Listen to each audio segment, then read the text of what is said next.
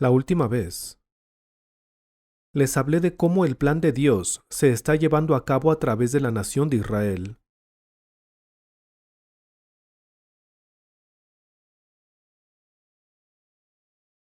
Quizá algunos de ustedes ya sepan esto, pero la nación de Israel fue destruida en el año 70 después de Cristo, y por cerca de 1900 años existieron como un pueblo sin país. Pero, finalmente, comenzaron a recuperar su tierra, y en 1948, Israel fue restablecida como una nación independiente, y después también fue aceptada como miembro de las Naciones Unidas. Esta nación, que desapareció por casi 2000 años, volvió a aparecer repentinamente. La nación de Israel había existido previamente, pero desapareció por cerca de 1900 años, y luego la nación de Israel fue restaurada. Esto es un suceso realmente extraordinario que aconteció en este mundo, y es un incidente que contiene un significado extremadamente profundo. Las personas podrían pensar que el que un país desaparezca y luego vuelva a existir es algo muy común, y podrían pensar que es muy posible que tales cosas sucedan. Pero si vemos esto a la luz de la Biblia, descubriremos que fue un incidente grandioso y que contiene un significado verdaderamente importante. Sin embargo, parece ser que las personas no se interesan por este hecho. Hoy, por medio de la Biblia, examinaremos a la nación de Israel en el Medio Oriente, una nación que ha captado la atención de todo el mundo, y pensaremos en la razón por la que ese país fue restaurado una vez más. Y analizaremos por qué hay tanta controversia cuando se trata de esta nación, por qué han surgido tantos conflictos que involucran a esa nación. Tomaremos la Biblia como base para buscar la razón de esto. Y veremos que, hablando de este mundo, esto significa que el fin se acerca, y que cada vez está más cerca el día en el que Jesús regresará a este mundo. Corea estuvo anexada a Japón por 36 años, y la nación llamada la República de Corea desapareció. Pero luego, después de 36 años, fue restaurada y fue establecida una vez más como una nación independiente. Es cierto que otros países en la región del sudeste asiático, países como Laos, Vietnam y Camboya, India y también Indonesia, todos ellos, por un periodo de tiempo, estuvieron bajo el dominio de países como Portugal, Francia e Inglaterra, y ellos también se independizaron.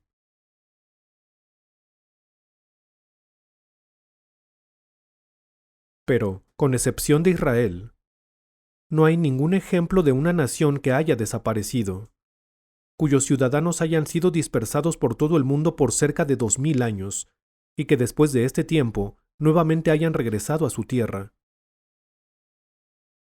En el caso de Israel, no muchos israelitas permanecieron viviendo en esa tierra. La mayoría fueron dispersados por todo el mundo. Fueron llevados prisioneros y vivieron en países extranjeros. La tierra en sí se volvió propiedad de otras naciones, y el pueblo fue dispersado por todo el mundo. Y esta situación continuó por unos 1900 años. Pero luego, este pueblo volvió, y una vez más se estableció como una nación independiente. Esto jamás le ha sucedido a ninguna otra nación. Hoy, mientras estudiamos la Biblia, veremos cómo estos eventos están basados en la Biblia, y cómo el plan de Dios que había sido establecido en las Escrituras desde hace mucho tiempo, hace 2000 o 3000 años, se ha cumplido, y continúa cumpliéndose exactamente tal y como lo dice en la Biblia. Examinaremos algunos de estos eventos por medio de la Biblia. Vayamos ahora a la Biblia. Jeremías capítulo 30.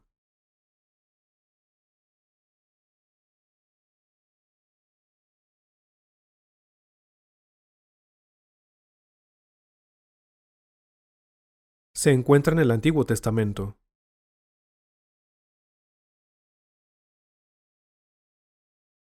Jeremías capítulo 30.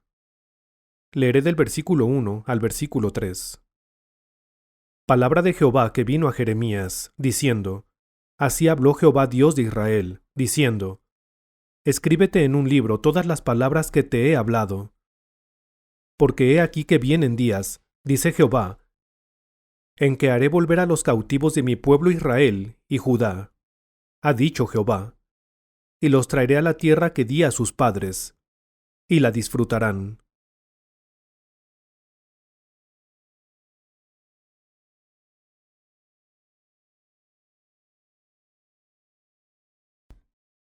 El libro de Jeremías fue registrado hace 2550 o 2560 años.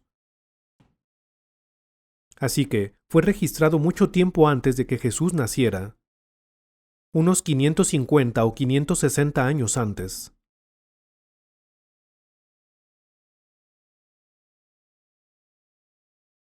Esta profecía se hizo hace mucho tiempo, antes de que los israelitas fueran esparcidos por todo el mundo, y antes de que fueran llevados cautivos. Muchos de los registros que se encuentran en el libro de Jeremías se produjeron a raíz de que los israelitas fueron llevados cautivos a Babilonia. No obstante, encontramos dos significados detrás de esto. Los israelitas fueron capturados y dispersados por todo el mundo. Pero estas palabras de profecía decían que, en algún punto, serían restaurados y regresarían a su tierra. Si observan aquí en el versículo 2, dice: Así habló Jehová Dios de Israel, diciendo: Escríbete en un libro todas las palabras que te he hablado. Las palabras que fueron escritas de esta manera fueron las palabras de la Biblia.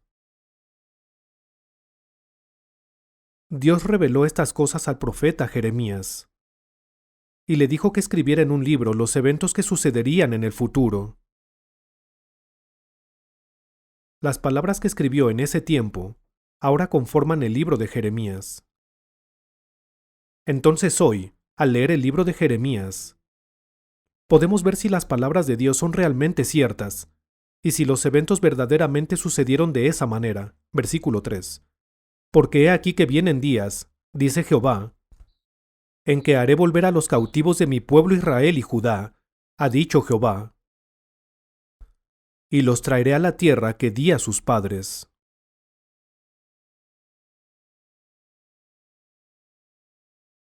Los haría volver a la tierra que dio a sus ancestros, y la disfrutarán.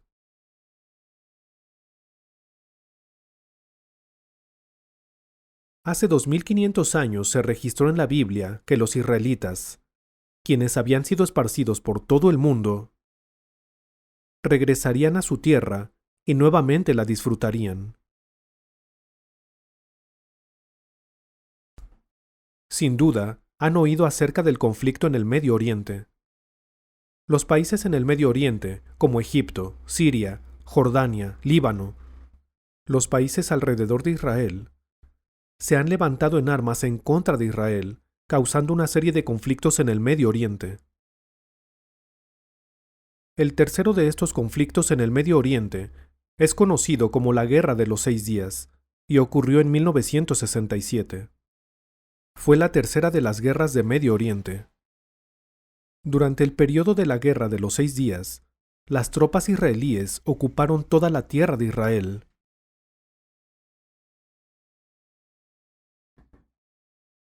Esta es la tierra de Israel. Esta es la tierra de Israel, y este es el Mar Muerto, y al norte vemos el Mar de Galilea.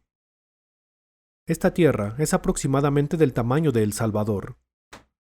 Antes de la Guerra de los 6 días, hubo israelitas que ingresaron a la tierra y se establecieron allí.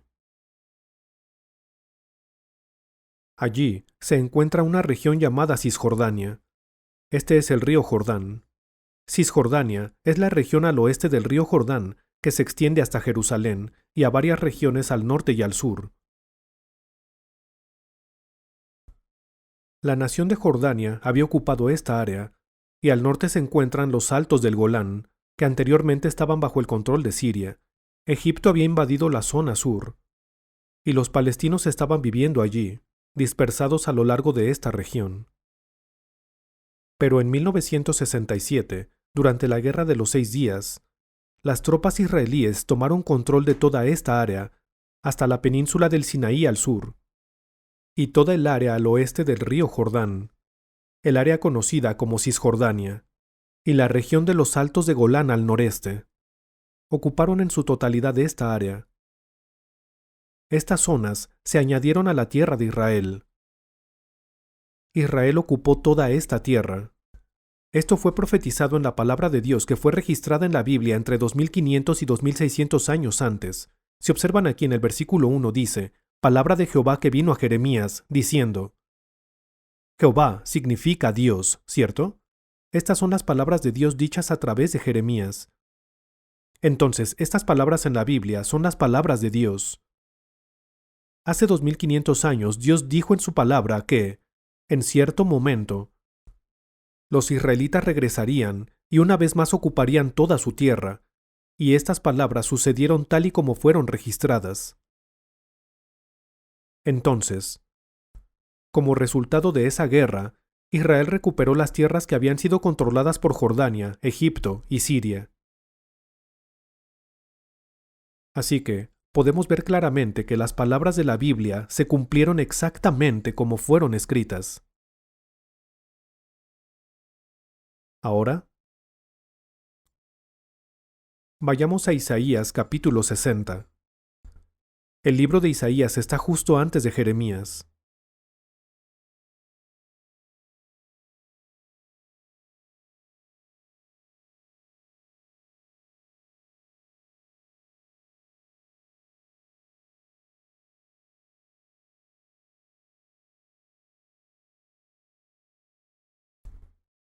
Isaías capítulo 60. Leeré desde el versículo 4. Desde el versículo 4. Isaías capítulo 60 versículo 4. Está en el Antiguo Testamento. Alza tus ojos alrededor y mira. Todos estos se han juntado, vinieron a ti. Tus hijos vendrán de lejos. Está hablando de los hijos de los israelitas. Está diciendo que los hijos de Israel vendrán de lejos. Y tus hijas serán llevadas en brazos. Volverían en brazos a la tierra de Israel. Entonces verás y resplandecerás. Se maravillará y ensanchará tu corazón, porque se haya vuelto a ti la multitud del mar, y las riquezas de las naciones hayan venido a ti. Vean lo que dice aquí. El libro de Isaías fue escrito hace casi 2600 años. Fue escrito un poco antes que el libro de Jeremías. Hace 2600 años, Dios dijo estas palabras de profecía por medio del profeta llamado Isaías. Aquí también, Dios profetizó que los israelitas, sus descendientes, regresarían a su tierra desde muy lejos y volverían con sus hijos e hijas en brazos.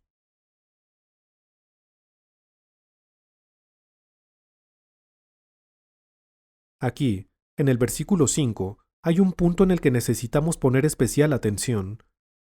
Entonces verás y resplandecerás, se maravillará y ensanchará tu corazón. Está diciendo que cuando esto se cumpla, habrá sonrisas en los rostros de los israelitas, y sus corazones resplandecerán. ¿Por qué? Porque se haya vuelto a ti la multitud del mar, y las riquezas de las naciones hayan venido a ti. Las riquezas de las naciones hayan venido a ti. La riqueza del mundo vendrá a ti. Es lo que está diciendo. Pongamos como ejemplo un suceso con el que estamos familiarizados, la Guerra del Golfo. La guerra en el Golfo Pérsico. Curiosamente, en el tiempo de la Guerra del Golfo, nuevamente las naciones árabes estaban atacando a Israel. Irak atacó a Israel en esa guerra. Pero por extraño que parezca, en ese tiempo, el mundo entero se vio afectado económicamente por esta guerra. Por supuesto, Estados Unidos tomó la iniciativa, y unió fuerzas con varias naciones para pelear en esta guerra. Sin embargo, mediante esta guerra, Israel se enriqueció. ¿Por qué? Irak continuó lanzando misiles Scud en dirección a Israel, por lo que Israel amenazó con tomar represalias, amenazando con usar armas nucleares o de hacer un ataque directo. Y debido a que continuaron haciendo esta amenaza, Estados Unidos trató de calmar la situación y ayudó a Israel, proveyéndolo de misiles Patriot, mientras que Francia y Alemania y otras naciones le enviaron grandes cantidades de dinero a Israel. Este es solamente un ejemplo, pero de esta forma, la riqueza del mundo, las riquezas de las naciones, volvieron a Israel, tal como dice este versículo. Israel influye en todos los aspectos económicos del país llamado Estados Unidos. Muchos bancos y grandes corporaciones son controlados por ellos. Tal es el alcance de su asociación. De cualquier forma, podemos ver claramente que hay una gran posibilidad de que vendrá el tiempo cuando toda esta riqueza sea de Israel. En este versículo dice, las riquezas de las naciones vendrán a ti. Podemos estar seguros de que estos eventos ocurrirán tal y como dice aquí, y justo antes de esto, dice que se volverá a ellos la multitud del mar. Si observan aquí, hay 3 mares en Israel. Este es el mar Mediterráneo, que a veces es llamado el Mar Grande. Luego, dentro de esta tierra, hay un cuerpo de agua llamado el Mar Muerto, también conocido como el Mar Salado. Después, si van hacia el norte, aquí está el Mar de Galilea. En sí no es un mar, es un lago, pero en la Biblia se le conoce como el Mar de Galilea. El Mar de Galilea. Hay 3 mares aquí, y uno de ellos es realmente único. Me refiero al Mar Muerto. El Mar Muerto se encuentra en el punto de elevación más bajo de la Tierra. Debido a su baja elevación, las aguas fluyen hacia el Mar Muerto, pero ese flujo de agua no tiene hacia dónde salir.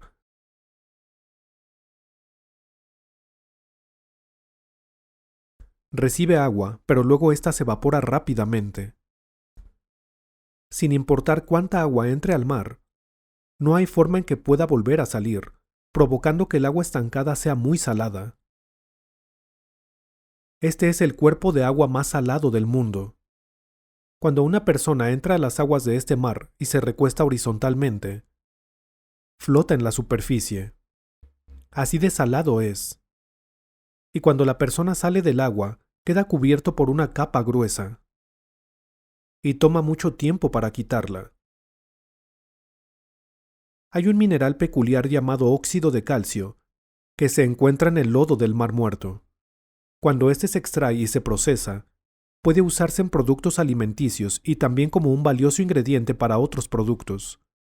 En el Mar Muerto se puede encontrar toda una gama de minerales. Cuando fui a Israel, también fui al Mar Muerto. Si ven aquí, esta es una fotografía de una fábrica de magnesio a las orillas del Mar Muerto. Es una fábrica de sal, y pueden ver la gran chimenea. El Mar Muerto es conocido por sus sales, pero en realidad, en plantas como estas hacen muchos otros productos. El gobierno israelí desarrolla y gestiona estas fábricas. ¿Qué nos indica esto? Nos muestra que las palabras de la Biblia que dicen, porque se ha vuelto a ti la multitud del mar, estas palabras que fueron registradas hace 2600 años, se están cumpliendo ahora exactamente como están escritas. Ahora vean el versículo 8. El versículo 8. Por favor repitan después de mí. ¿Quiénes son estos que vuelan como nubes y como palomas a sus ventanas? Hace un momento, mencioné hace cuánto fue escrito el libro de Isaías. ¿Hace cuánto tiempo fue? Fue registrado hace 2600 años. Por favor, díganme si conocen la respuesta a la siguiente pregunta. ¿Hace cuánto fue inventado el primer avión? ¿No lo saben? ¿Hace cuánto fue creado el primer avión? Fue hace cerca de 100 años. Fue de hecho hace un poco más de 100 años. Pero no mucho más que eso. Ahora, veamos lo que dice aquí en la Biblia. Esto fue escrito hace 2600 años. Y dice que cuando los israelitas regresen a su patria, volarán como nubes y como palomas a sus ventanas. Esto es lo que la Biblia dice. No importa cuánto hubieran tratado. ¿Cómo pudieron haber imaginado algo así hace 2600 años? Incluso hace unos 100 años, si alguien hubiera dicho, en poco tiempo el hombre volará por los cielos, las personas le hubieran respondido, ¿estás loco o qué?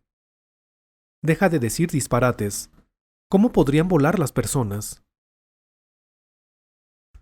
¿Acaso no creen que las personas lo hubieran criticado de esta manera? No obstante, hace 2600 años, fue escrito en la Biblia que cuando los israelitas regresaran a su tierra, después de haber sido dispersados por todo el mundo, regresarían volando. Dice que regresarían como nubes flotando en el aire y volarían como palomas. En el caso del país Israel, colinda en 3 de sus lados con naciones enemigas. En 3 de sus fronteras tiene países enemigos y en su lado restante está rodeado por mar. Corea del Sur está en una situación similar. Pueden llegar en barco desde Japón. Así es ahora. Pero en el pasado no era posible, ¿cierto?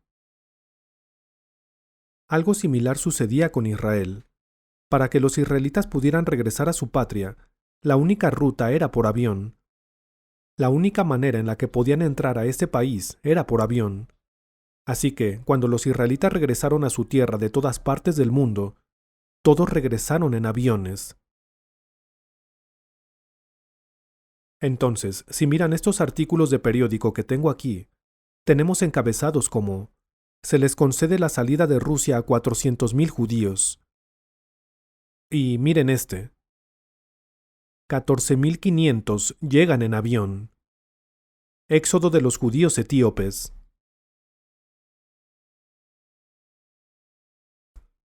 14,500 etíopes repentinamente fueron transportados por aire. Los etíopes tienen tonos de piel más oscuros, pero estas personas también eran judíos. Entonces, cuando todas estas personas regresaron a su patria, lo hicieron en avión. También leí en un artículo en el periódico acerca de los judíos regresando a su país por avión desde Yemen del Norte y Yemen del Sur.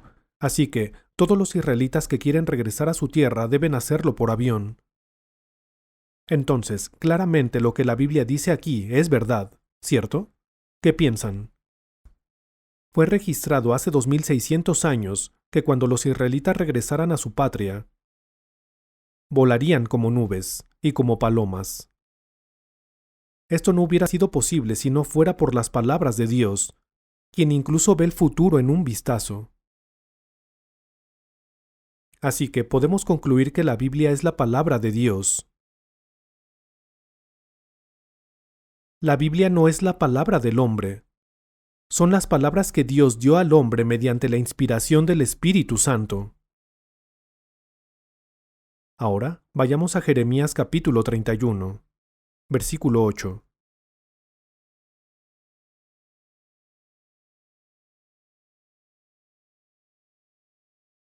Versículo 8. Jeremías capítulo 31, versículo 8. Versículo 8. He aquí yo los hago volver de la tierra del norte, y los reuniré de los fines de la tierra, y entre ellos ciegos y cojos, la mujer que está encinta y la que dio a luz juntamente. En gran compañía volverán acá.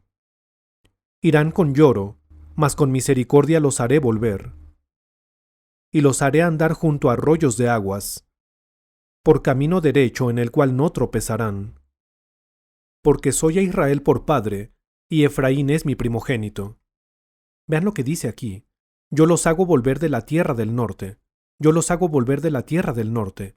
También les mostré esto hace un momento. Este artículo es de diciembre de 1985 y dice que 400,000 judíos regresaron después de que se les concedió permiso para salir. Probablemente sepan esto. ¿Podría alguien responder, por favor?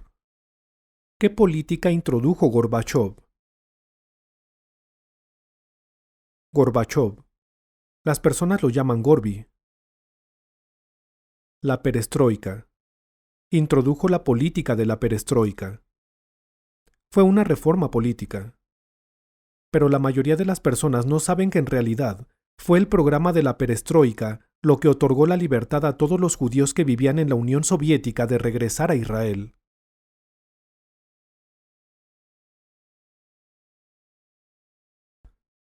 No mucho después de la implementación de la política de la perestroika, llegó el final de Gorbachov. La Unión Soviética fue reemplazada y Gorbachov fue retirado de su cargo como presidente. Esto es lo que sucedió. Originalmente, antes de la liberación, había cerca de 2.500.000 judíos viviendo en Rusia. 2.500.000. Pero los soviéticos persiguieron severamente a los israelitas. Los rusos comenzaron a perseguir a los judíos severamente. Les hacían llamadas amenazadoras en medio de la noche, diciéndoles que a causa de los judíos su calidad de vida había descendido. Les lanzaban piedras a sus ventanas y las rompían, así que los judíos fueron objeto de terribles amenazas. Pero cuando la política de la perestroika fue introducida, todos ellos tuvieron la oportunidad de regresar a su patria. Observen lo que dice aquí. Definitivamente dice aquí, he aquí yo los hago volver de la tierra del norte. Hoy en día, podemos ver con nuestros propios ojos cómo estos eventos se desarrollaron de acuerdo con las palabras que fueron profetizadas hace 2500 o 2600 años.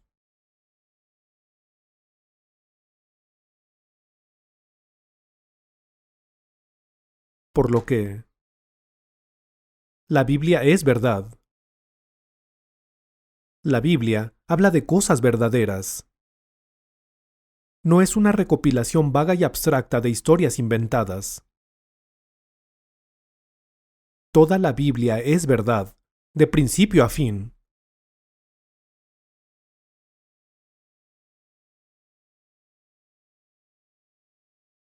Y si la Biblia es verdad, esto no es un asunto ordinario, es un gran problema. Ahora, vayamos al Evangelio de Lucas capítulo 21. Está en el Nuevo Testamento. Lucas capítulo 21. Lucas capítulo 21. En el Nuevo Testamento. Lucas capítulo 21.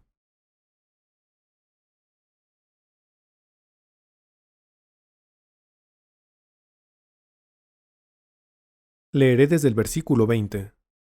Versículo 20. Pero cuando viereis a Jerusalén rodeada de ejércitos, sabed entonces que su destrucción ha llegado. Entonces los que estén en Judea, huyan a los montes. Y los que en medio de ella, váyanse. Y los que estén en los campos, no entren en ella. Porque estos son días de retribución, para que se cumplan todas las cosas que están escritas. Ahora el versículo 24. Y caerán a filo de espada, y serán llevados cautivos a todas las naciones. Y Jerusalén será hollada por los gentiles, hasta que los tiempos de los gentiles se cumplan. Estas palabras fueron dichas por Jesús. Aquí, Jesús estaba profetizando acerca de la caída de Israel que sucedería en el futuro. Profetizó que cuando Jerusalén fuera sitiada por segunda vez, sería destruida. Esto sucedería porque los israelitas rechazaron a Jesús y rechazaron a Dios. Estudiamos esto la última vez, ¿cierto? Dios había dicho que, si se rebelaban contra Él, comerían la carne de sus hijos y de sus hijas, serían esparcidos por todo el mundo. Su tierra sería asolada. y desenvainaría espada en pos de ellos. Y sucedió tal y como dijo. Aquí, Jesús profetizó una vez más sobre este asunto que sucedería unos 40 años después de su tiempo. Cuando profetizó de esta manera, aquí dice: Pero cuando viereis a Jerusalén rodeada de ejércitos, sabed entonces que su destrucción ha llegado. Y entonces, ¿qué pasará con Jerusalén? Y caerán a filo de espada, y serán llevados cautivos a todas las naciones. Y Jerusalén será hollada por los gentiles, hasta que los tiempos de los gentiles se cumplan. Luego aquí, ¿qué significa cuando dice hasta que los tiempos de los gentiles se cumplan? Se refiere a los 7 años de tribulación. Entonces, ¿cuándo comenzaron los tiempos de los gentiles? Fue cerca del año 600 a.C. En ese tiempo, Jerusalén fue destruida por primera vez. Más tarde, ocurrió la segunda destrucción de Jerusalén, y en el futuro será destruida por tercera vez. Así, los tiempos de los gentiles comenzaron desde que Jerusalén fue destruida por primera vez. Entonces, ¿cuándo terminarán los tiempos de los gentiles? Ocurrirá aquí. ¿Cómo llegará a su fin? Cuando llegue la segunda venida de Jesús. Jesús se levantó de entre los muertos y ascendió al cielo, y cuando venga de nuevo, los tiempos de los gentiles llegarán a su fin. A partir de ese momento, y por 1000 años, Jesús reinará sobre todo el mundo desde Jerusalén. Y de nuevo será el tiempo de Israel. En este punto, los tiempos de los gentiles llegarán a su fin. Y aquí, en el versículo 24, dice: Y caerán a filo de espada, y serán llevados cautivos a todas las naciones. Y serán llevados cautivos a todas las naciones. Fueron llevados cautivos en el año 70 después de Cristo, y Jerusalén será hollada por los gentiles hasta que los tiempos de los gentiles se cumplan. Como lo mencioné hace un momento, en 1967, Israel recuperó Jerusalén.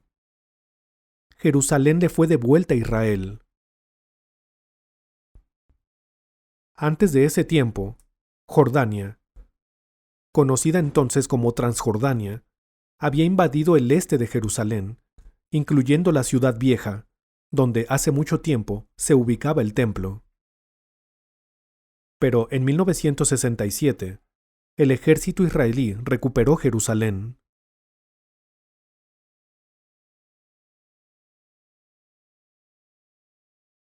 Podrían pensar que esto marcaría el fin de los tiempos de los gentiles. Pero no fue así. Permítanme explicarles por qué. Justo en medio de Jerusalén está el lugar donde Salomón edificó el templo.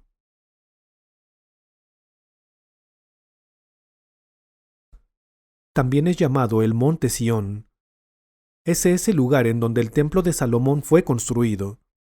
Pero hoy en día se encuentran 2 mezquitas allí. Las 2 mezquitas que actualmente se encuentran allí son la mezquita de Al-Aqsa y la mezquita de Omar. Pero cuando estas mezquitas sean totalmente destruidas y el templo de Jerusalén sea reconstruido, el territorio verdaderamente caerá en posesión de Israel.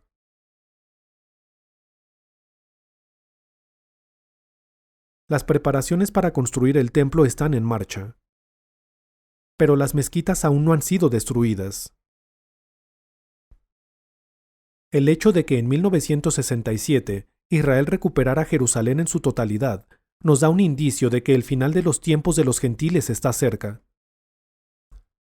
Hay otro punto que podemos considerar aquí. Los israelitas están regresando a su tierra.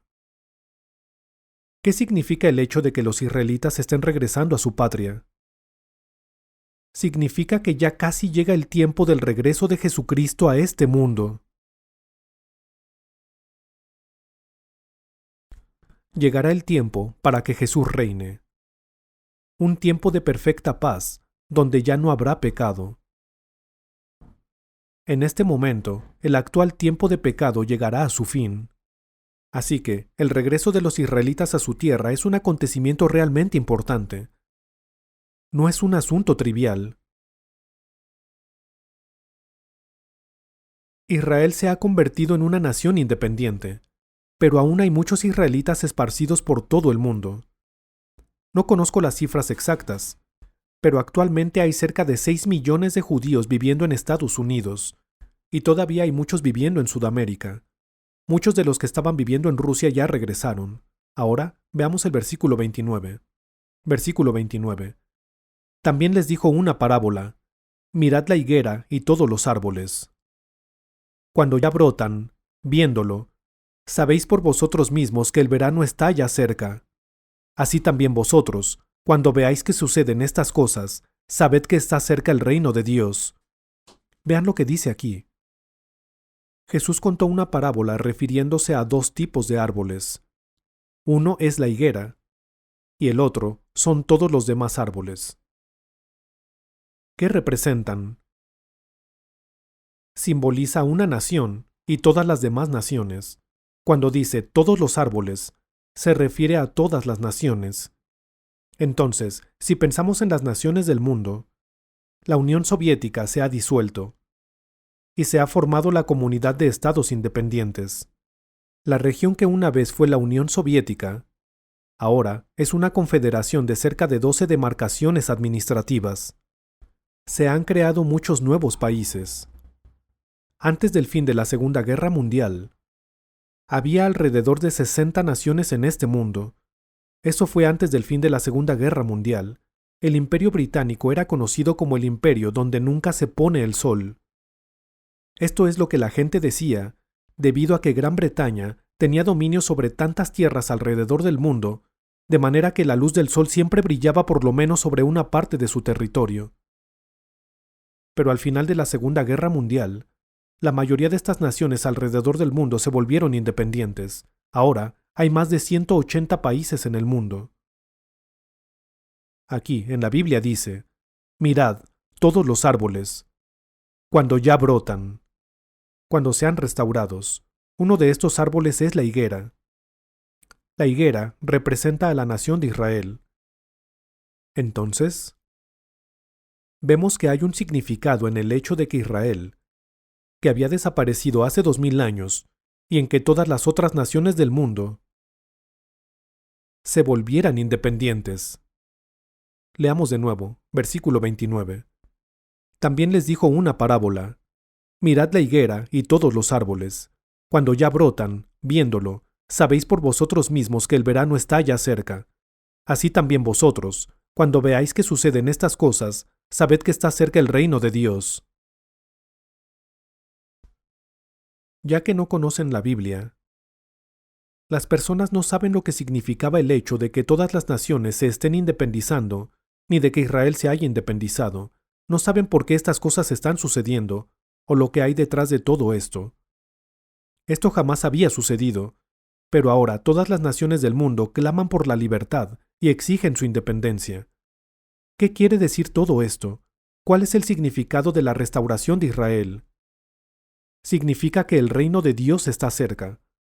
Entonces, la historia del mundo, la historia de este mundo, es un curso de acontecimientos que contiene como objetivo establecer el reino de Dios.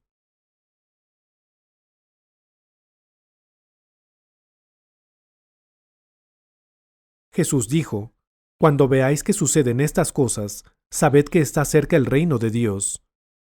Pero pensemos en esto, ¿están listos para entrar en el reino de Dios? El reino de Dios no está abierto para cualquiera.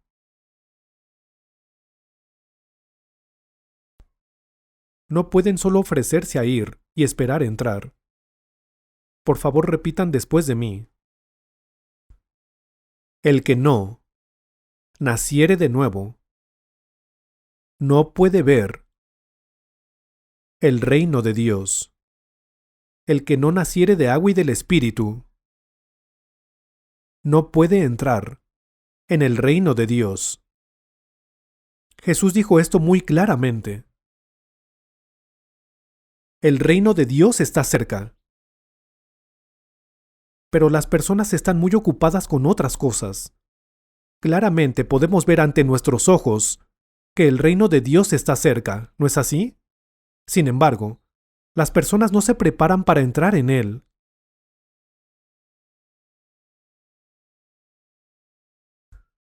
si no nacen de nuevo, no pueden entrar en el reino de Dios. Vayamos al Antiguo Testamento, Ezequiel capítulo 36. Está justo después de Jeremías. Ezequiel capítulo 36. Ezequiel capítulo 36. Me gustaría hablarles un poco de la situación en torno a este pasaje, y después lo leeremos. Si observan aquí,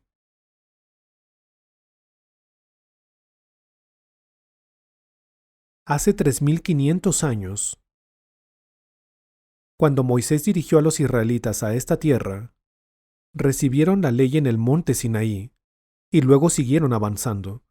Siguieron avanzando y pasaron por un lugar llamado Elat, y después de que llegaron ahí, enviaron a algunos varones a reconocer la tierra de Canaán. Estos varones fueron enviados y se les dijo que reconocieran la tierra. Cuando estos varones regresaron, trajeron consigo un racimo enorme de uvas, tan grande que 2 personas tuvieron que cargarlas usando una vara. Esto nos muestra que esta tierra, que es conocida como la tierra que fluye leche y miel, esta tierra prometida de Canaán era realmente fértil e ideal para la agricultura. Era un muy buen lugar para vivir. Pero tal como vimos la última vez, en el año 70 después de Cristo, Israel fue destruido. Y después de eso, esta tierra se volvió desierto. Esto se debe a que, después del año 70 después de Cristo, dejó de llover sobre esta tierra. Y lo mismo ocurre hoy en día. Si van a Israel actualmente, se darán cuenta de que solo llueve en ocasiones durante el invierno, pero el resto del año no llueve. Ni en el verano, ni en el otoño, simplemente no llueve. Entonces, durante los pasados 1900 años, esta tierra se volvió totalmente desértica. Cuando los israelitas entraron a la tierra de Canaán, era muy fértil. Fluía leche y miel. Y continuó así mientras vivían allí. Pero después de que se fueron, quedó desértica. Pero ahora, los israelitas están regresando nuevamente a su tierra, y nuevamente la tierra se está volviendo fértil.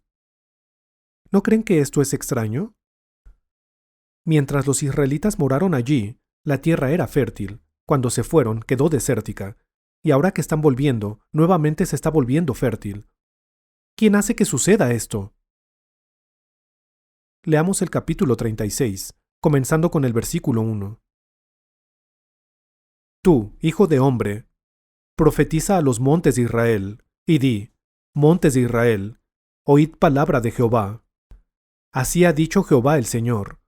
Por cuanto el enemigo dijo de vosotros, Ea, también las alturas eternas nos han sido dadas por heredad. Profetiza, por tanto, y di, así ha dicho Jehová el Señor, por cuanto os asolaron.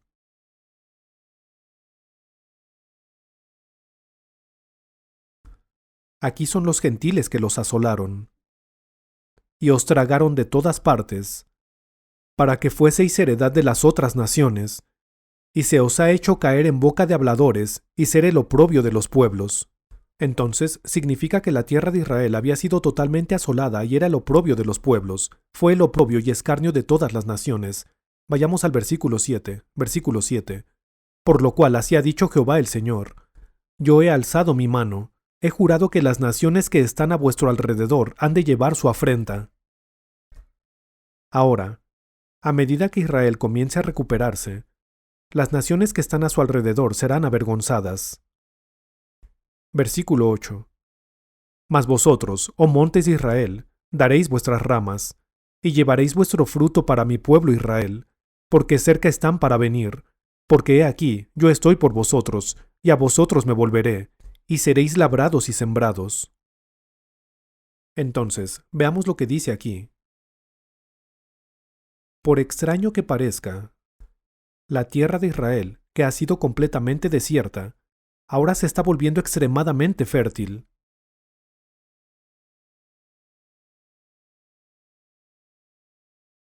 Continuaré explicando esto hoy. Pero si no creen lo que estoy diciendo, pueden visitar Israel y verlo ustedes mismos. Si quieren ver esto con sus propios ojos, visiten Israel. pero lleven una Biblia con ustedes, con la Biblia en mano. Den un vistazo a los campos allí. En Europa, se darán cuenta de que las personas en España comen mandarinas de Israel. Las mandarinas israelíes son rojas y muy sabrosas. También hay campos llenos de olivos en Israel. La tierra se ha vuelto extremadamente fértil. Los israelitas han plantado vegetales y trigo. Su sistema de agricultura es realmente impresionante. Lo he visto con mis propios ojos. Les digo esto porque lo he visto personalmente. Anteriormente, la tierra de Israel estaba completamente desierta, era un total desierto. Pero ahora que los israelitas han regresado a su tierra, está siendo restaurada. Ahora el versículo 34. Ezequiel capítulo 36, versículo 34. Y la tierra asolada será labrada, en lugar de haber permanecido asolada a ojos de todos los que pasaron. Y dirán, esta tierra que era asolada ha venido a ser como el huerto de Edén, y estas ciudades que eran desiertas y asoladas y arruinadas están fortificadas y habitadas. Y las naciones que queden en vuestros alrededores sabrán que yo reedifiqué lo que estaba derribado, y planté lo que estaba desolado. Yo Jehová he hablado, y lo haré. Pensemos en lo que esto significa. El libro de Ezequiel fue escrito hace aproximadamente 2550 años. Fue escrito durante el mismo periodo que el libro del profeta Jeremías. En este versículo, dice que la tierra de Israel era asolada. Dice que esta tierra que era asolada se volvería como el huerto de Edén. Sería como el huerto de Edén. Así es ahora. Verán esto si van. Un gran número de árboles han sido plantados en las colinas, los campos están llenos de cultivos, han plantado huertos de naranjos, y su fragancia puede disfrutarse por doquier. Se está convirtiendo en una tierra verdaderamente hermosa. ¿Cómo llegó a pasar esto? Veamos esto. Cerca del mar de Galilea.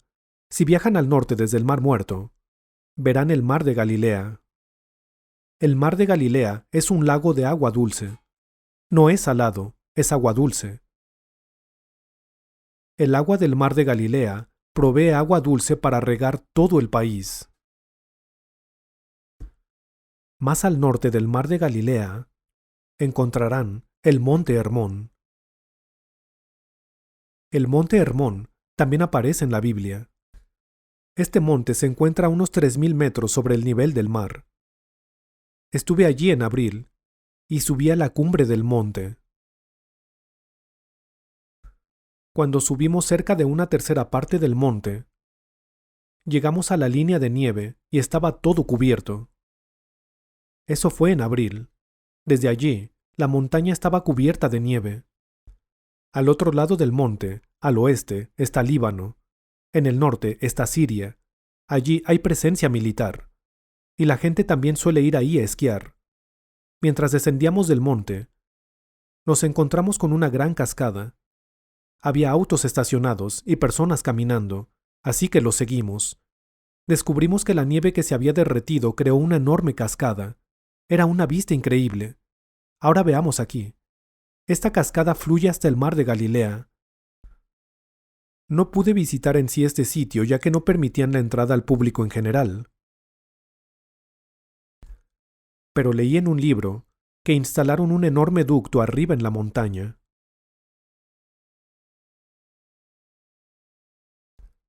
Es un ducto tan grande que un camión podría entrar y salir de él. Y el agua que proviene de la nieve derretida se canaliza a través de este ducto a un sistema de tuberías y de difusores que riegan todo el país.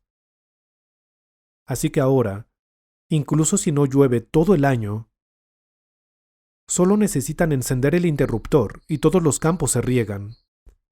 El agua se rocía y cae sobre el suelo. Pensemos en esto. Esta región estuvo seca durante 1900 años. El sol brillaba sobre la tierra y había nitrógeno en el suelo, por lo que no había necesidad de fertilizantes, solo necesitaba agua. Por esto, las actividades agrícolas han prosperado. Mientras pasábamos por los campos, vi toda la tierra cubierta de nubes de agua originadas por el rocío de los aspersores. Veamos lo que dice aquí. En el versículo 35, y dirán, esta tierra que era asolada ha venido a ser como el huerto de Edén, y estas ciudades que eran desiertas y asoladas y arruinadas están fortificadas y habitadas. Veamos lo que dice aquí. No tomemos esto a la ligera. Estas palabras que fueron registradas hace 2500 años se están cumpliendo hoy en día, exactamente como fueron escritas. Pensemos en ello de esta manera. Nietzsche dijo que Dios está muerto y que no existe. Pero si esto fuera así, ¿se estarían cumpliendo los acontecimientos precisamente tal y como lo dicen las palabras de la Biblia? ¿Qué piensan? ¿Se estarían cumpliendo los acontecimientos tal como dice aquí en la Biblia? ¿Acaso no es porque estas palabras de la Biblia están vivas, y porque Dios, quien dijo estas palabras, también está vivo, que los eventos se están cumpliendo exactamente como están escritos aquí?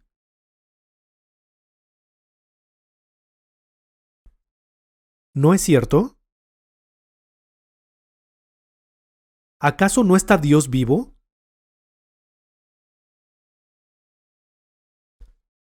Las palabras de la Biblia están vivas, ¿no es así? ¿El que estas palabras se cumplieran miles de años después de haber sido escritas no es una prueba de esto?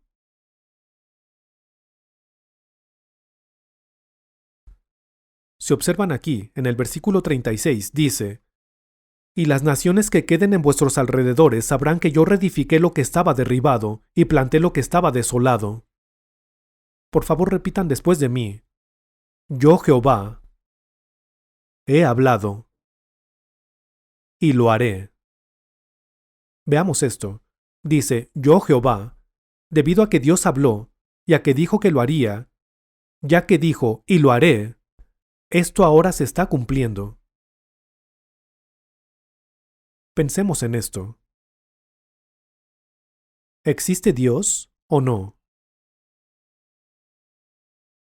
Esta es la cuestión aquí. ¿Las palabras de la Biblia son verdaderas o no? A eso me refiero. Si tuviera que ir a cada pasaje relacionado con este asunto y explicarles todo, tendría que hablarles durante mucho tiempo. Pero inclusive con lo que hemos leído hasta ahora, podemos ver que la Biblia definitivamente es verdad, y que Dios, quien dijo estas palabras, es un Dios vivo. Dios creó este mundo científicamente y a través de sus palabras. En otras palabras, creó todo conforme a las leyes. Dios controla la historia de la humanidad en relación con su palabra. Esto es muy claro, ¿cierto? Y un día tendrán que reunirse con Dios. Leímos esto durante un estudio previo. Sin embargo, en Apocalipsis capítulo 21 dice, He aquí el tabernáculo de Dios con los hombres, y Él morará con ellos, y ellos serán su pueblo, y Dios mismo estará con ellos como su Dios. Este es el lugar en el que Dios vivirá con el hombre. Es una referencia al eterno mundo de amor. Un día, cada persona deberá encontrarse con Dios, y cuando se reúnan con Él, será un asunto de juicio o de vida eterna para ustedes. Será lo uno o lo otro. Les guste o no.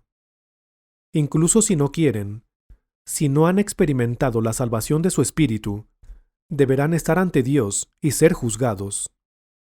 Pero si su espíritu ha nacido de nuevo, se encontrarán con Dios con gran gozo y con un corazón feliz y agradecido. Es por este propósito que el hombre nace y vive en este mundo. No es que solamente vivamos y muramos y ese sea el fin. La vida no es así de vana.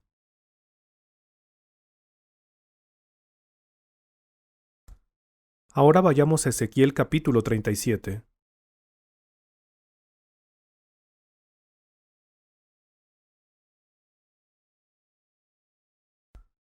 Capítulo 37, desde el versículo 1. La mano de Jehová vino sobre mí, y me llevó en el espíritu de Jehová, y me puso en medio de un valle que estaba lleno de huesos, y me hizo pasar cerca de ellos por todo en derredor. Y he aquí que eran muchísimos sobre la faz del campo, y por cierto secos en gran manera, y me dijo, Hijo de hombre, ¿vivirán estos huesos? Y dije, Señor Jehová, tú lo sabes. Me dijo entonces, profetiza sobre estos huesos. Y diles, huesos secos, oíd palabra de Jehová. Así ha dicho Jehová el Señor a estos huesos, he aquí, yo hago entrar espíritu en vosotros, y viviréis.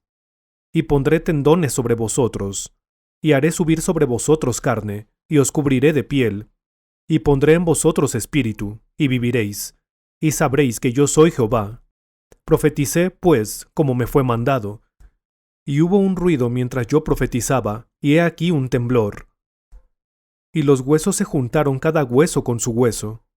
Y miré, y he aquí tendones sobre ellos, y la carne subió, y la piel cubrió por encima de ellos, pero no había en ellos espíritu. Y me dijo, profetiza al espíritu, profetiza, hijo de hombre, y di al espíritu. Así ha dicho Jehová el Señor, Espíritu, ven de los cuatro vientos, y sopla sobre estos muertos, y vivirán. Y profeticé como me había mandado, y entró espíritu en ellos, y vivieron, y estuvieron sobre sus pies, un ejército grande en extremo. Me dijo luego, Hijo de hombre, todos estos huesos, ¿qué son estos huesos? ¿Qué son estos huesos secos en medio del valle? Cuando el espíritu entró en ellos, se levantaron, pero ¿qué son estos huesos? Son la casa de Israel. Son la casa de Israel. He aquí, ellos dicen, nuestros huesos se secaron y pereció nuestra esperanza, y somos del todo destruidos. Por tanto, profetiza, y diles, así ha dicho Jehová el Señor, he aquí yo abro vuestros sepulcros, pueblo mío, y os haré subir de vuestras sepulturas, y os traeré a la tierra de Israel. Veamos lo que dice aquí. Hoy en día, hay personas que predican de Ezequiel capítulo 37, comparándolo con el espíritu de una persona volviendo a la vida, habiendo recibido la gracia. Por supuesto, también podría contener ese significado espiritual. Pero eso no es de lo que hablan estas palabras aquí. Durante 2000 años, los israelitas fueron dispersados por todo el mundo, sin un país propio. En esta situación fueron como estos huesos secos, pero ahora están regresando, y su país y su nación ha sido restaurada. De eso está hablando. Claramente, está diciendo que Israel regresará de esta manera, ¿no es así? ¿No es lo que está sucediendo ahora? Pero esto es un gran problema. La razón por la que es un gran problema es que el regreso de los israelitas a su país es importante en varios aspectos. Significa que el regreso de Jesús se acerca. Significa que el reino de los cielos está cerca. Y significa que el fin de este mundo está cerca.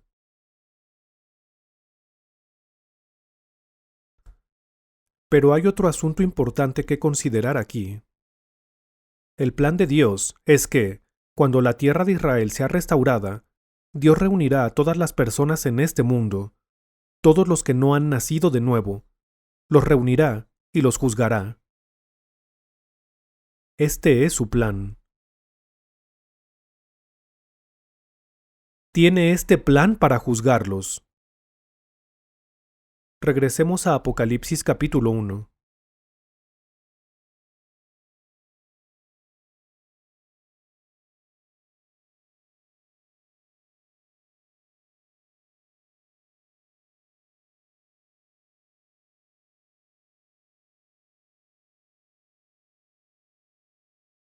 Apocalipsis capítulo 1 versículo 3. Está en el Nuevo Testamento, cerca del final de la Biblia. Apocalipsis capítulo 1 versículo 3. Leamos juntos. Bienaventurado el que lee, y los que oyen las palabras de esta profecía, y guardan las cosas en ella escritas, porque el tiempo está cerca. Seamos bienaventurados hoy. Les gustaría recibir una bendición, ¿cierto? Deben ser honestos. ¿Les gustaría? Cuando las personas hablan de ser bendecidos, a menudo lo consideran en un sentido supersticioso, como el tener suerte cuando apuestan. Hablan de ser bendecidos con una larga vida, tener muchos hijos, estar sanos y muchas otras cosas por el estilo.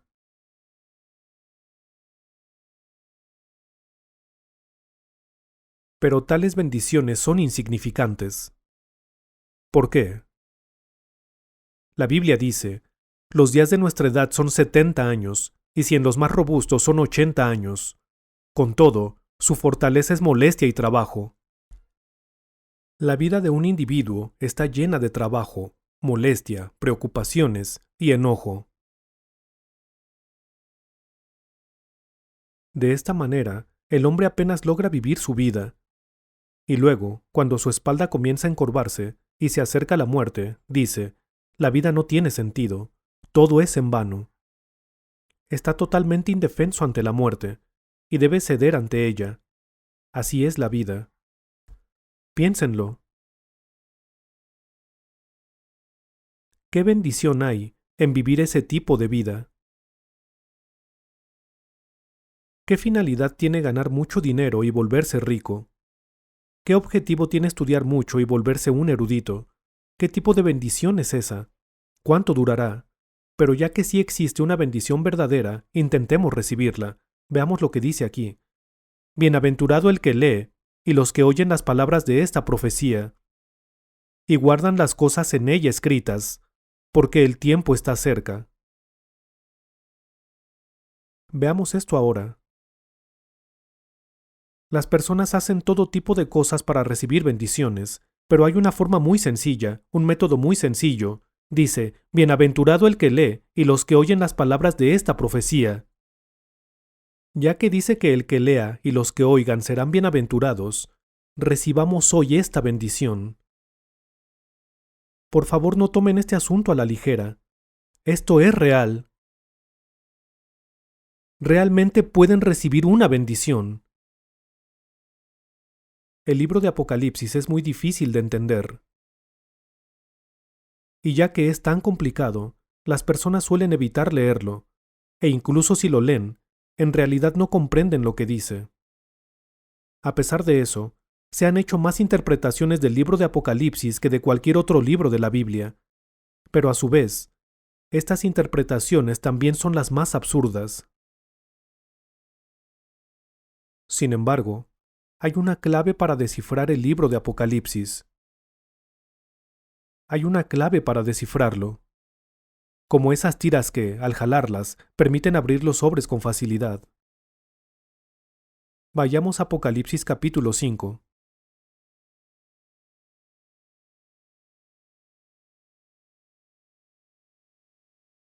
Capítulo 5. Leeré desde el versículo 1.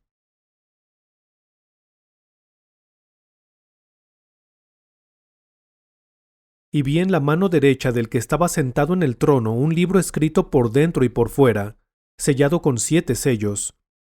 Y vi a un ángel fuerte que pregonaba a gran voz, ¿quién es digno de abrir el libro y desatar sus sellos? Permítanme explicarles este pasaje conforme avanzamos. Esto es lo que vio en una visión, en una revelación. Dios estaba sentado de esta manera en su trono en el cielo, y en su mano derecha había un libro. Y no sé lo que estaba registrado en el libro, pero estaba escrito por dentro y por fuera. Y este libro estaba sellado con 7 sellos, de modo que nadie en absoluto podía abrirlo. Esta fue la obra de Dios. Y ahora el versículo 3. Y ninguno, ni en el cielo ni en la tierra ni debajo de la tierra, podía abrir el libro ni aun mirarlo. Y lloraba yo mucho, porque no se había hallado a ninguno digno de abrir el libro, ni de leerlo, ni de mirarlo. El apóstol Juan recibió esta revelación cuando estaba en la isla de Patmos. Vio estas cosas como si realmente estuvieran sucediendo, y ya que no había nadie que pudiera abrir el libro o conocer su contenido, Juan lloró amargamente.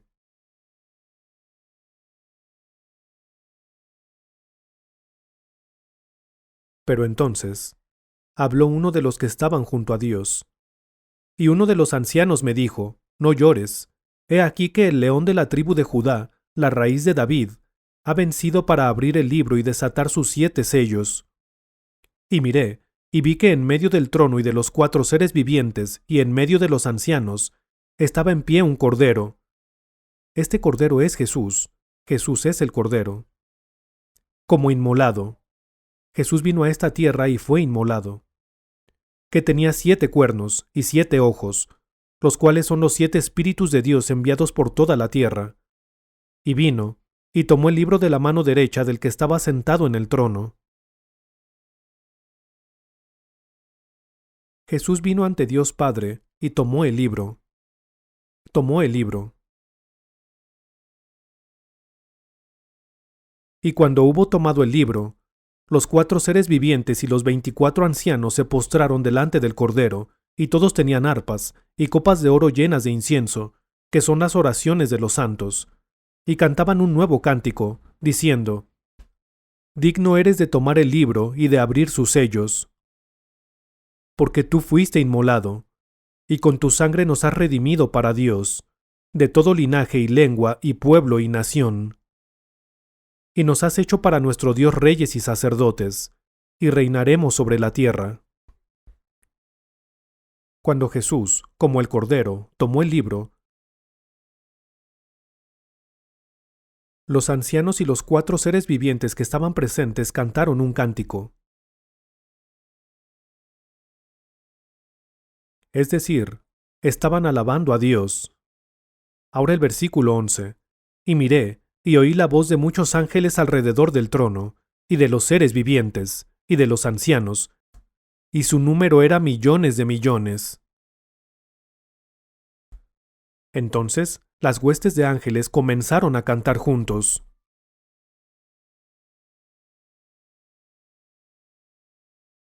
Todos cantaron juntos. Mientras los 24 ancianos y los 4 seres vivientes cantaban juntos, todos los ángeles también comenzaron a cantar a gran voz. Versículo 12. Que decían a gran voz, el Cordero que fue inmolado es digno de tomar el poder, las riquezas, la sabiduría, la fortaleza, la honra, la gloria y la alabanza. Y ahora el versículo 13. Y a todo lo creado que está en el cielo y sobre la tierra, y debajo de la tierra, y en el mar, y a todas las cosas que en ellos hay, oí decir, al que está sentado en el trono, y al Cordero, sea la alabanza, la honra, la gloria y el poder por los siglos de los siglos. Vean lo que dice aquí, y a todo lo creado que está en el cielo y sobre la tierra, y debajo de la tierra, y en el mar. Toda criatura del mundo estaba cantando. ¿Qué significa esto? ¿Qué cánticos podrían haber entonado los peces del mar? ¿Qué cántico habrán cantado las aves del cielo? ¿Qué cántico habría estado cantando el universo? Quizá piensen que no tiene sentido el que diga que todos ellos cantaban. Pero también hay un versículo en la Biblia que dice que las estrellas cantan. Hay un piano por allá. Si alguien tocara el piano cantaría, aunque no tiene vida. Cuando el coro canta un himno, canta acompañado del piano. Pero hay un instrumento musical que es mucho más maravilloso que el piano. Sé esto con seguridad. Ese instrumento es el universo. Como ya mencioné en un estudio previo, la Tierra gira sobre su eje al recorrer su órbita. Y mientras lo hace, produce un gran sonido. De hecho, he escuchado el sonido que la Tierra hace al girar. En una ocasión, fui a la empresa Curtis Machine, que en ese entonces se encontraba en Greenbelt, Maryland, cerca de Washington, D.C., en los Estados Unidos. Era una empresa que fabricaba satélites. Los astronautas que habían ido más allá de la atmósfera terrestre en una nave espacial hicieron una grabación del sonido que hace la Tierra cuando gira sobre su eje, y esta compañía lo hizo disponible para que los visitantes lo escucharan. Entonces, fui ahí y escuché el sonido de la Tierra al moverse. Al tocar cada una de las teclas del piano, los martillos en el interior golpean las cuerdas y cada cuerda hace un sonido diferente. Hay un sonido que hace la Tierra al girar, y un sonido que hace Marte cuando gira, y todas las estrellas de la Vía Láctea hacen un sonido diferente cuando giran. Existen estos sonidos que hacen cuando se mueven a lo largo de sus órbitas y cuando giran sobre sus ejes. Entonces, cada uno hace su propio sonido, dependiendo de su posición. Creo que este es un sonido mucho más bello y magnífico que el sonido que sale de un piano. No hay duda de que, desde el punto de vista de Dios, es correcto decir que el mundo natural siempre está cantando.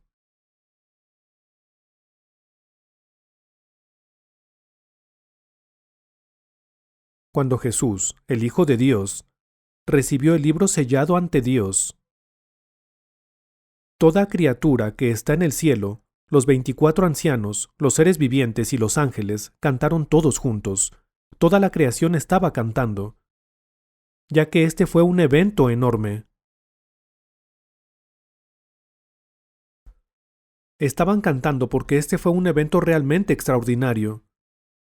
¿De qué se trataba todo esto? En Génesis capítulo 1, versículo 28, leímos que Dios le dio a alguien el poder de señorear sobre la tierra que él había creado. ¿A quién se lo dio? A Adán, ¿cierto? Pero luego Adán lo despreció. Adán desechó el poder de señorear sobre el mundo. ¿Y quién tomó el control? ¿Quién fue? Fue el diablo, ¿no es así? El diablo se apoderó del mundo. Llegó a pertenecerle. Por lo que, cuando Jesús, el postrer Adán, regrese, será para reclamar el mundo que Adán le entregó al diablo.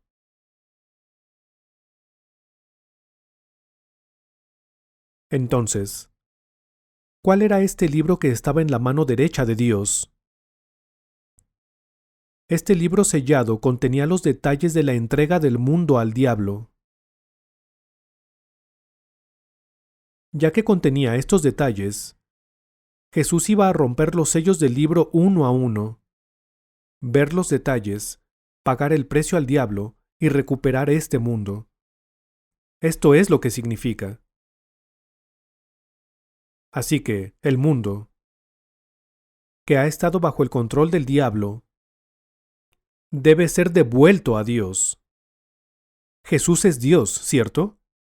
Por esto, los 24 ancianos, los seres vivientes, las huestes de ángeles, los pueblos y toda la creación cantaron maravillosa y plenamente.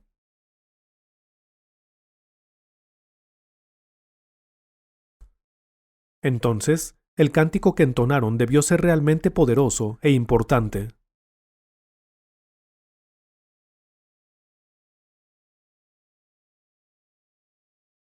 Vayamos a Romanos capítulo 8.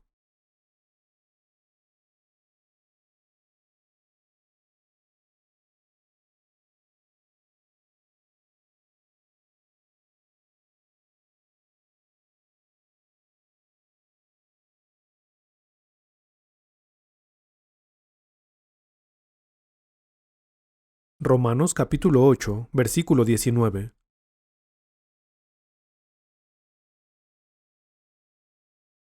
Romanos capítulo 8, versículo 19. Esto está en el Nuevo Testamento. Versículo 19. Porque el anhelo ardiente de la creación es el aguardar la manifestación de los hijos de Dios. Porque la creación fue sujetada a vanidad, no por su propia voluntad, sino por causa del que la sujetó en esperanza, porque también la creación misma será libertada de la esclavitud de corrupción, a la libertad gloriosa de los hijos de Dios. Porque sabemos que toda la creación gime a una, y aún está con dolores de parto hasta ahora. Vean lo que dice. Aquí, la creación se refiere a todo el universo. Toda la creación está gimiendo y sufriendo. ¿Qué significa eso? Está pereciendo, hiede, y es una cuestión de supervivencia. Imaginen que hay un campo lleno de hermosas flores, pero debajo de ellas salen gritos de angustia. Observan más de cerca y ven que una serpiente ha atrapado a una rana y se la está tragando. Ese es el sonido de un gemido. Cuando las personas quieren atrapar un pájaro, ponen algo de alimento en algún nido que haya debajo del tejado y lo escuchan piar mientras lo agarran y piensan que el pájaro está cantando, pero en realidad está gritando. El pájaro grita porque ha sido atrapado, pero es agradable al oído por lo que la gente disfruta escucharlo. Pero ese también es el sonido de un gemido. Cuando ven a un pollito piando en un jardín, luce muy lindo y adorable. Pero si estuviera muerto, sería una escena realmente terrible. Cuando las hojas de los árboles se caen, se pudren y despiden un hedor.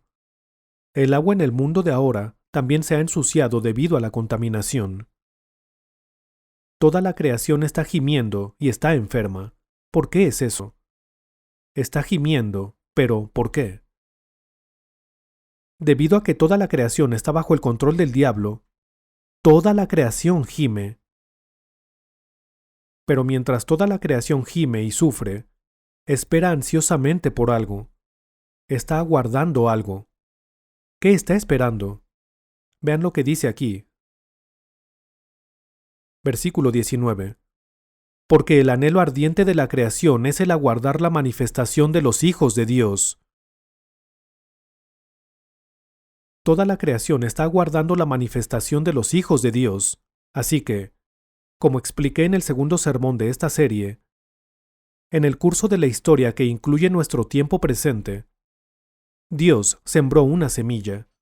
Esta semilla, esta simiente, era su hijo unigénito, y la historia es el proceso de los muchos hijos de Dios naciendo en este mundo por medio de él, es decir, por medio de Jesús. Entonces, una vez que el número de hijos de Dios esté completo, toda la creación en este mundo será libertada. Todo será liberado. Eso es lo que toda la creación está esperando. Esto es lo que está diciendo aquí. Leámoslo nuevamente. Versículo 19. Porque el anhelo ardiente de la creación es el aguardar la manifestación de los hijos de Dios. Y el versículo 21. Porque también la creación misma será libertada de la esclavitud de corrupción a la libertad gloriosa de los hijos de Dios. El mundo será juzgado cuando se complete el número de los hijos de Dios, las personas que han nacido de nuevo, las personas cuyos espíritus sean salvos.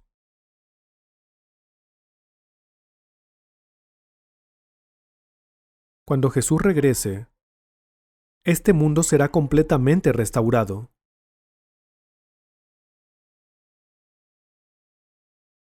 La maldición se romperá, y todo lo que perece y hiede se desvanecerá. Eso es lo que toda la creación está aguardando. Entonces, el cumplimiento de esto está relacionado con el número de personas salvas completándose y el regreso de Jesús.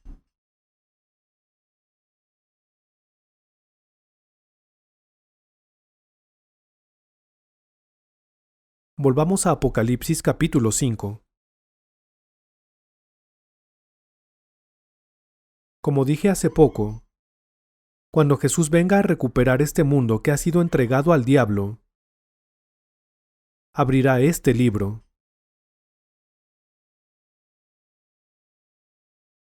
Al desatar los sellos uno a uno, y al abrir el libro, se pagará el precio al diablo.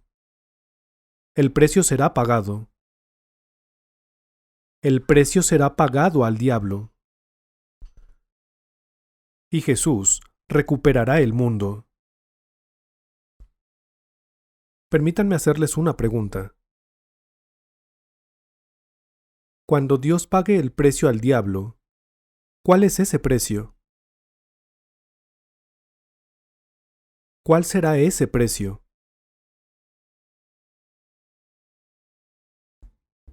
El precio es el juicio. Entonces, a medida que los sellos se abran uno a uno, el juicio del mundo comenzará a desarrollarse.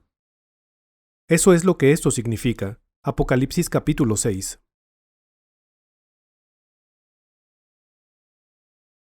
Capítulo 6, versículo 1. Vi cuando el Cordero abrió uno de los sellos, y oí a uno de los 4 seres vivientes decir como con voz de trueno, «Ven y mira». Y miré, y he aquí un caballo blanco. Y el que lo montaba tenía un arco, y le fue dada una corona, y salió venciendo, y para vencer. Aquí, Jesús, el Cordero, tomó el libro y abrió uno de los sellos. Y apareció alguien montando un caballo blanco. Apareció alguien montando un caballo blanco, y esta persona tenía un arco. Los arcos se usaban como armas hace mucho tiempo.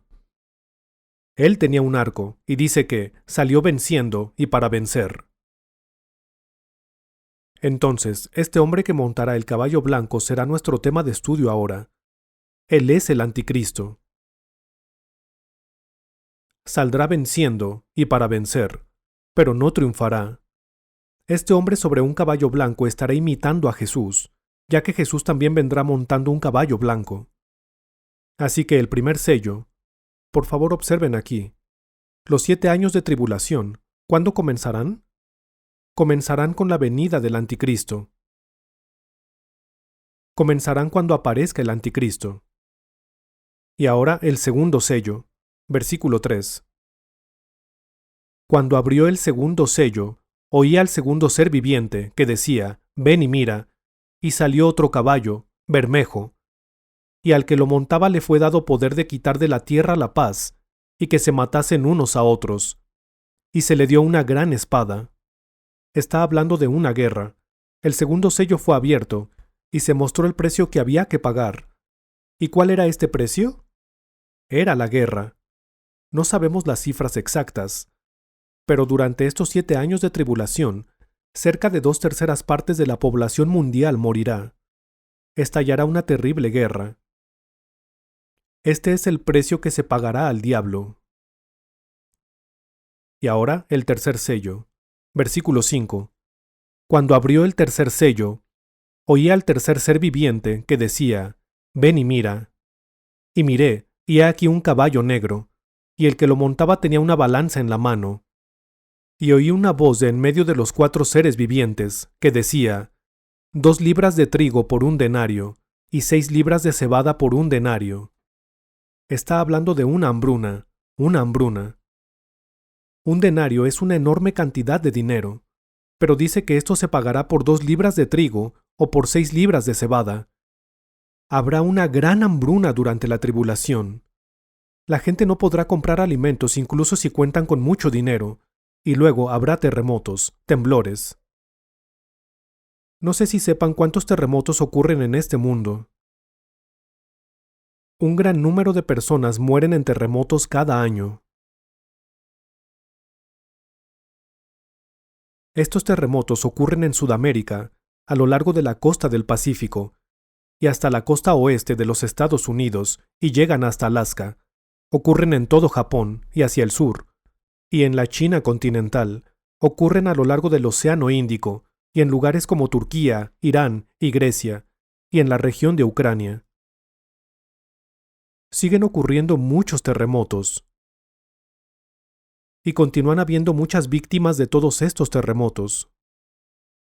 Como expliqué en el primer sermón de esta conferencia, cuando el magma subterráneo ebulle y sale precipitadamente hacia la superficie, eso lo llamamos una erupción volcánica. Y tal erupción puede provocar que la Tierra tiemble. También hay otras causas, principalmente el movimiento de las placas tectónicas. No estoy muy familiarizado con esto, pero todo está relacionado con el magma y la acumulación de gases debajo de la superficie de la Tierra. Estos acontecimientos ocurrirán continuamente durante el tiempo de la tribulación. Y peor aún, los corazones de las personas se volverán extremadamente malvados. Ya se han vuelto malvados, pero sus corazones se volverán terriblemente malvados. Y en el futuro, hay una gran posibilidad de que ocurrirán muchos incidentes espantosos, incluso entre personas del mismo país, ya que la comida será escasa y la vida se volverá realmente difícil. Los corazones de las personas serán cada vez más malvados, e incluso ahora este es el rumbo que están tomando las personas de este mundo. Todos estos aspectos están relacionados con el juicio del mundo. Vayamos a Apocalipsis capítulo 13. Apocalipsis capítulo 13. Leeré desde el versículo 1. Me paré sobre la arena del mar, y vi subir del mar una bestia que tenía 7 cabezas y 10 cuernos, y en sus cuernos 10 diademas, y sobre sus cabezas un nombre blasfemo. Aquí tenemos un fenómeno bastante extraño. Una criatura surgió del mar, y era una bestia. Tenía 7 cabezas sobre su cuerpo, y tenía 10 cuernos. Dice que subió del mar esta bestia extraña. Sigamos leyendo para ver qué bestia es esta. Y la bestia que vi era semejante a un leopardo. Aquí son descritas las partes más aterradoras de estos animales. Y sus pies como de oso.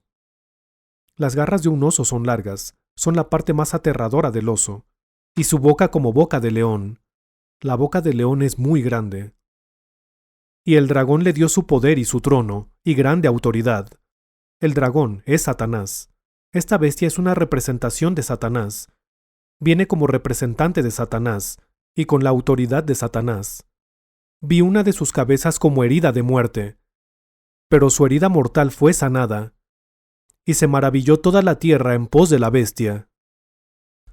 Entonces la bestia imita a Jesús. Jesús murió, y luego resucitó de entre los muertos 3 días después. Y la bestia dirá, miren, yo soy el Cristo. Él es el anticristo. El anticristo.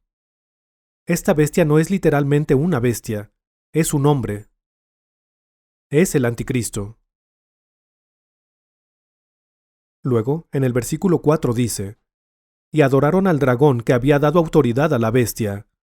Esta es la autoridad de Satanás. Y adoraron a la bestia, diciendo, ¿quién como la bestia, y quién podrá luchar contra ella? También se le dio boca que hablara grandes cosas y blasfemias, y se le dio autoridad para actuar 42 meses. De entre todas las personas que han nacido en el curso de la historia, este hombre será quien más persuasivamente haya hablado. Y ya que hablará de esta forma, todos le seguirán. Todas las personas de este mundo. Versículo 6. Y abrió su boca en blasfemias contra Dios, para blasfemar de su nombre, de su tabernáculo y de los que moran en el cielo, y se le permitió hacer guerra contra los santos y vencerlos. Vean lo que dice aquí. También se le dio autoridad sobre toda tribu. Toda tribu quiere decir todas las personas del mundo, pueblo, lengua y nación, se refiere a todos los países del mundo.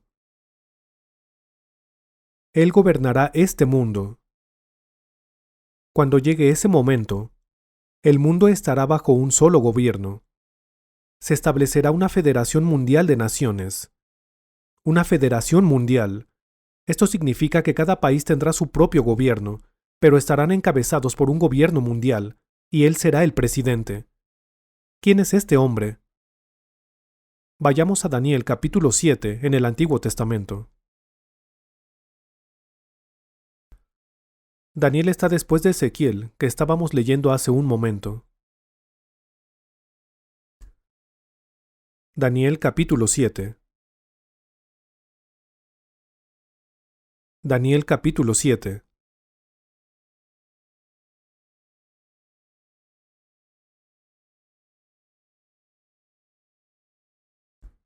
Leeré desde el versículo 15. Versículo 15. Se me turbó el espíritu a mí, Daniel, en medio de mi cuerpo, y las visiones de mi cabeza me asombraron. Me acerqué a uno de los que asistían, y le pregunté la verdad acerca de todo esto. Y me habló, y me hizo conocer la interpretación de las cosas. Estas 4 grandes bestias son 4 reyes. Daniel vio 4 bestias, y estas 4 bestias representan 4 reyes. Son personas, 4 reyes. Versículo 17. Estas 4 grandes bestias son 4 reyes que se levantarán en la tierra. Después recibirán el reino los santos del Altísimo, y poseerán el reino hasta el siglo, eternamente y para siempre. Entonces tuve deseo de saber la verdad acerca de la 4ª bestia. La bestia que aparece en Apocalipsis capítulo 13 es esta 4ª bestia, la 4ª bestia. Entonces tuve deseo de saber la verdad acerca de la 4ª bestia, que era tan diferente de todas las otras, espantosa en gran manera, que tenía dientes de hierro y uñas de bronce, que devoraba y desmenuzaba, y las obras hollaba con sus pies, asimismo acerca de los 10 cuernos que tenía en su cabeza. Acabamos de leer acerca de los 10 cuernos, ¿no es así? Y del otro que le había salido, delante del cual habían caído 3, y este mismo cuerno tenía ojos, y boca que hablaba grandes cosas, y parecía más grande que sus compañeros, y veía yo que este cuerno hacía guerra contra los santos, y los vencía, hasta que vino el anciano de los días, y se dio el juicio a los santos del Altísimo. Y llegó el tiempo, y los santos recibieron el reino. Dijo así: la 4ª bestia será un 4º reino en la tierra. Las 4 bestias son 4 reyes, y dice que la 4ª bestia es un 4º reino en la tierra, el cual será diferente de todos los otros reinos, y a toda la tierra devorará, trillará y despedazará. Ahora vean el siguiente versículo. Y los 10 cuernos significan que de aquel reino se levantarán 10 reyes. Leamos hasta aquí. Creo que esto requiere una explicación. Vean esto. Cuando Jerusalén cayó cerca del año 600 a.C., fue cuando comenzó el tiempo de los gentiles, ¿no es así? El tiempo de los gentiles continuará hasta que Jesús regrese.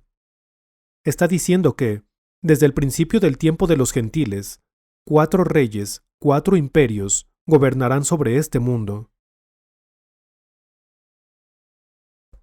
El primero fue Babilonia. Babilonia.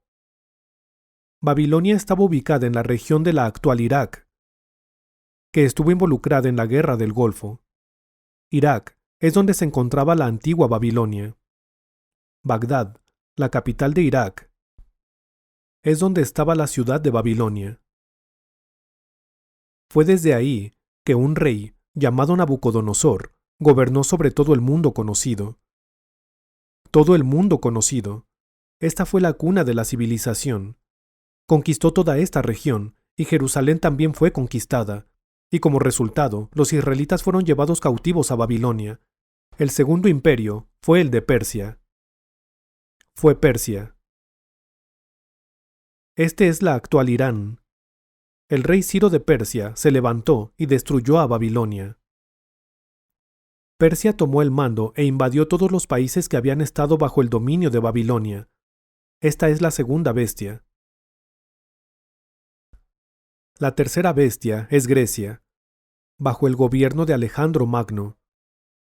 Alejandro Magno luchó contra Persia durante mucho tiempo y finalmente la derrotó. Y llegó a gobernar sobre todas las regiones en ese tiempo. Alejandro tomó sus ejércitos y luchó hasta llegar a la India, pero luego se enfermó y murió. Alejandro fue un filósofo, pero murió a la edad de 33 años. Y el imperio griego se dividió en 3 estados. Uno de estos 3 estados fue tomado por Roma. Roma es el 4º reino. Julio César de Roma fue el primero en seguir un sistema político centrado en el Senado. Formó un triunvirato de senadores, incluyendo a Pompeyo. Pero luego los otros 2 líderes murieron y Julio César tomó el control de Roma. Pero luego fue asesinado. Después de su asesinato, reinó su hijo adoptivo. En la Biblia, encontramos que fue César Augusto quien estaba en el poder en el tiempo de Jesús. En Lucas capítulo 2, leemos que Jesús nació durante el reinado de César Augusto. Entonces, Roma es el 4º reino. Pero luego Roma fue atacada por el Imperio Otomano, pero no fue destruida.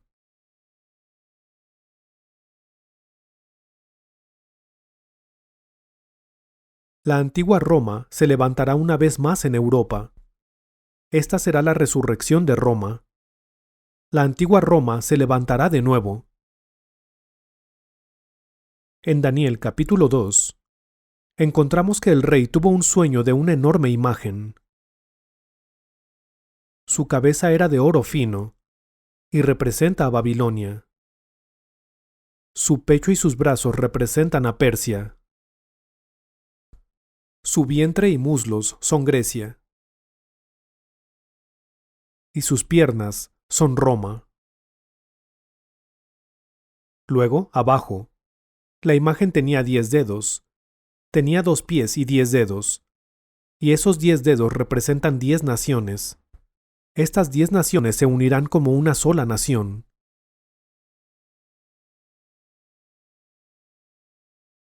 Estas palabras que fueron registradas 2000, 2500 y 3000 años antes, ahora están siendo cumplidas frente a nuestros ojos. Similar a un tren que poco a poco se dirige a la última estación, la historia sigue marchando, acercándose cada vez más al final.